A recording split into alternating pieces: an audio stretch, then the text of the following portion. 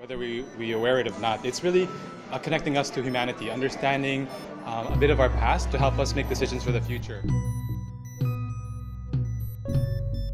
You can never really go wrong with sharing. So everyone's sharing their stories, bringing each other to each different world that they present. And the energy of the crowd when they shared what I was trying to do is so immense that now I feel even more inspired to do more as Doc Blue. You know, when you hear other people's stories, you know, especially one where they struggle and then they succeed, that's very inspiring.